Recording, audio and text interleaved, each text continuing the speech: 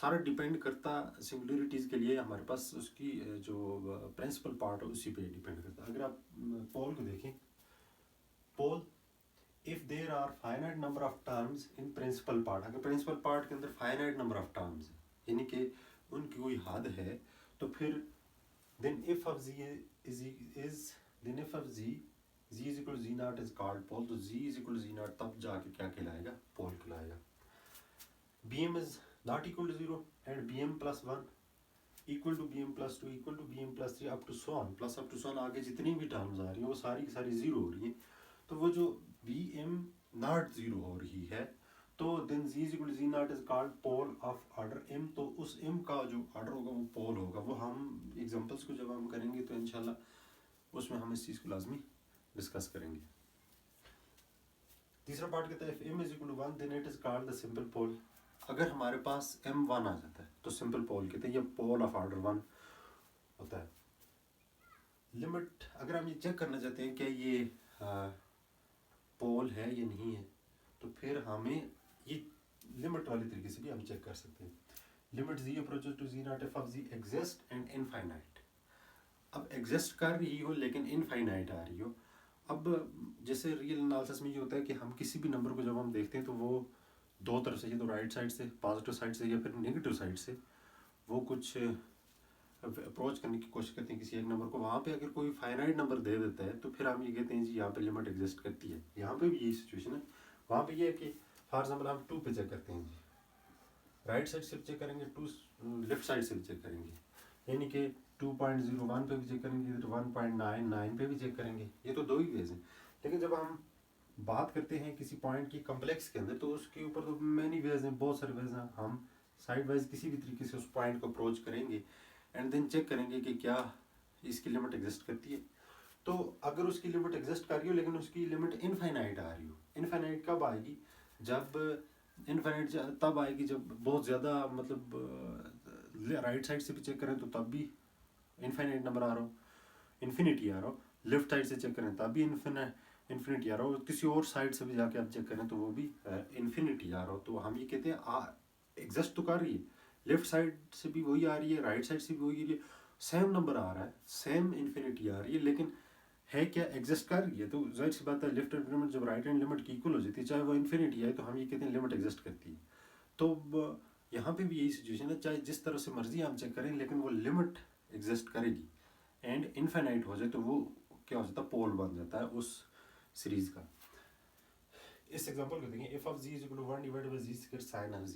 z is equal to 0 पे आप check करें पोल इसका क्या बनता है। तो F of z is equal to 1 divided by z square, अगर हम इसकी सीरीज को ओपन करते हैं, sin ऑफ z की सीरीज को ओपन करते हैं, z minus z cube divided by 3 factorial plus z power 5 divided by 5 factorial plus up to so on जा रहा है जी। ये मतलब ऐसे चलता है, अल्टरनेट नंबर आ रहे होते हैं। z स्क्वायर को अगर हम डिवाइड करते हैं, z divided by z square minus z cube divided by z square into 3 factorial plus z power 5 divided by z square into 5 factorial plus up to so on जाएगा। तो यहाँ से तो नॉमिनेटर से एक z और डिनोमिनेटर से cut जाएगा, 1 डिवाइड बाय z बच जाएगा। यहाँ से ऊपर 3 z है उसमें से 2 कट जाएंगे तो 1 z बच जाएगा। इधर से 5 में से 2 कट जाएंगे तो 3 बच जाएंगे। तो यहाँ पे z इक्वल टू, अगर हम इसमें 0 पुट करें, इधर 0 पुट करें, इधर 0 पुट करें, ये तो 0 हो जाएंगे, ये यहाँ से आगे की सारी टर्म, क्योंकि इधर z की पावर 1 आ रही है, इधर 3 आई है, इधर आगे उससे ज़्यादा ही आएगी डेफिनेटली। यहाँ पे देखें तो डिनोमिनेटर में आ रहा है,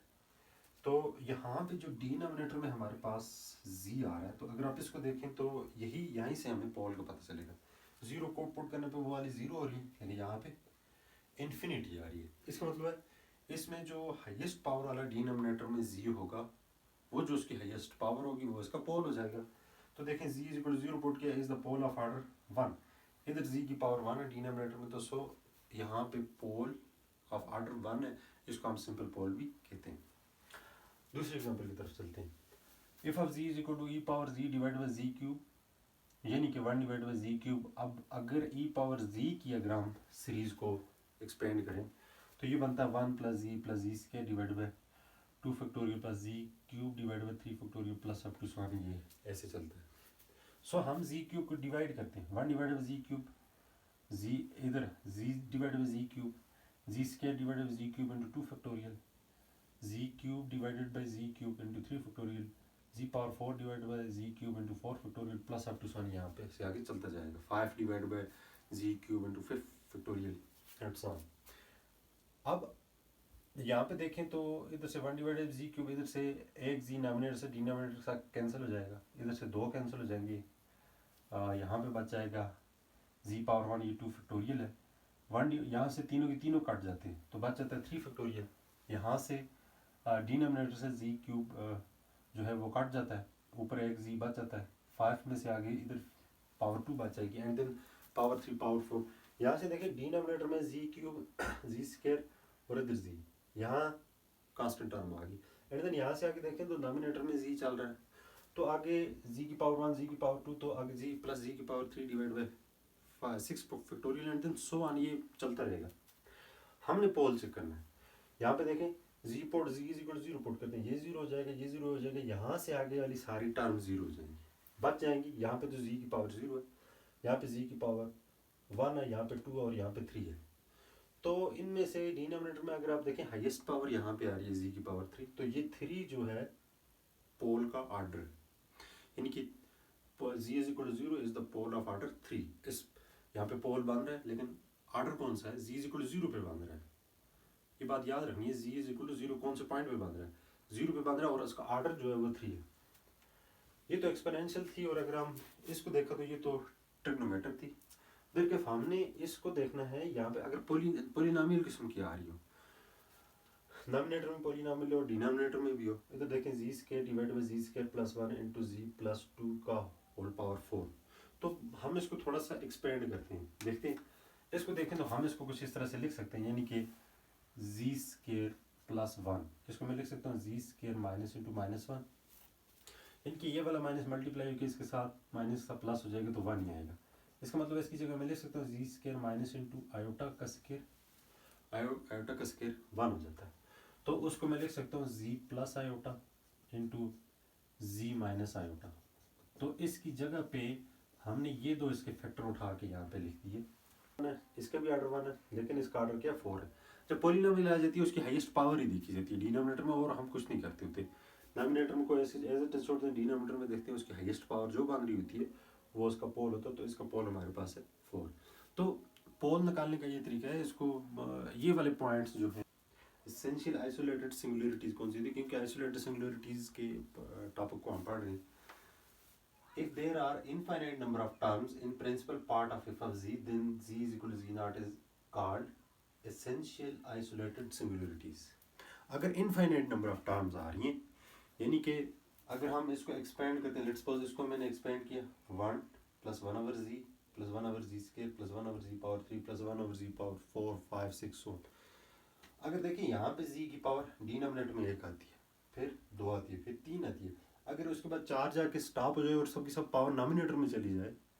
अब तो ये तो सब की सब डिनोमिनेटर में बढ़ती जा रही है, डिनोमिनेटर में अगर जाके किसी पॉइंट के ऊपर ये पावर स्टॉप कर जाती है तो वो उसी को हम कहते हैं, वो तो पोल हो जाता है। लेकिन ये यहाँ पे एंडिंग नहीं है, तो इनफाइनाइट नंबर तक जा रही है, तो फिर हम ये कहेंगे ये जो है एसेंशियल आइसोलेटेड सिंगुलरिटी है। सेम एक दूसरा जो पार्ट मैंने लिखा हो उसमें भी सही इसी तरह से इसको भी अगर आप देखें, sine of 1 over ji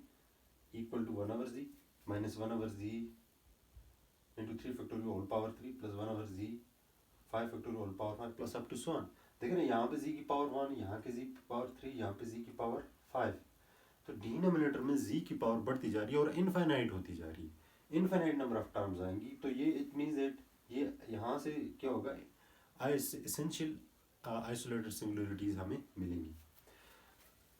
limit z approaches to z naught f of z does not exist। अगर हम लिमिट लेते हैं उस पार्टिकुलर पॉइंट पे लेते हैं तो फिर वो लिमिट एग्जिस्ट नहीं करती, तो फिर हम ये कहते हैं अगर लिमिट एग्जिस्ट ना करे उस फंक्शन की तो फिर हम ये कहते हैं कि वो हमारे पास एसेंशियल आइसोलेटेड सिंगुलरिटीज होता है। अब देखते हैं फॉर एग्जांपल इस क्वेश्चन को देखते हैं, इसकी लिमिट फाइंड करते हैं। Limit z approaches to z naught z approaches to